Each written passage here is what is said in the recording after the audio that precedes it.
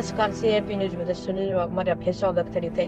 अंबरनाथ नगरपालिकेच्या अतिक्रमण विभागाने आज शनिवार असून देखील छत्रपती शिवाजी महाराज चौकामध्ये कारवाई करण्यात आली. त्या कारवाईमध्ये 2 जणांवर 353चा गुन्हा दाखल केलेला आहे.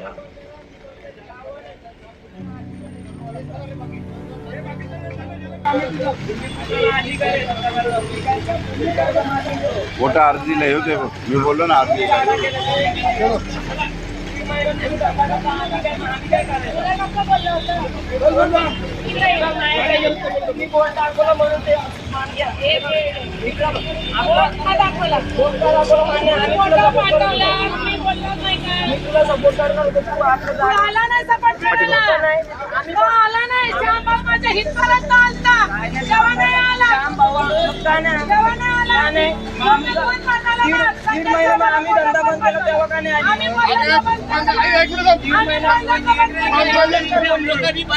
बोलने के लिए आएंगे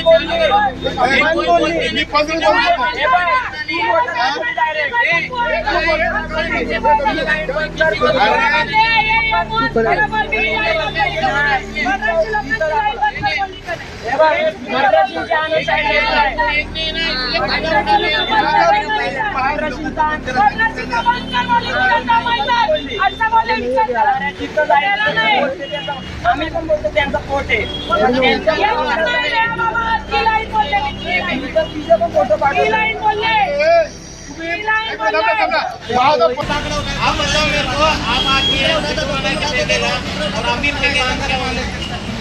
अरे पुन्हा से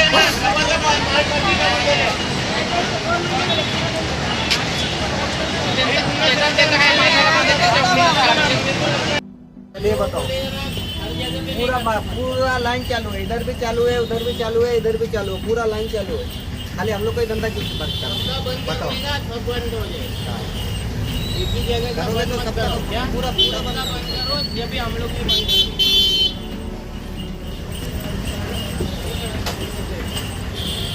अंबरनाथ बदलापूर रोडवरील डी-मार्ट शेजारी जी आज होर्डिंगवरती चढून एका दुर्दैवी कामगाराचा मृत्यू झाला.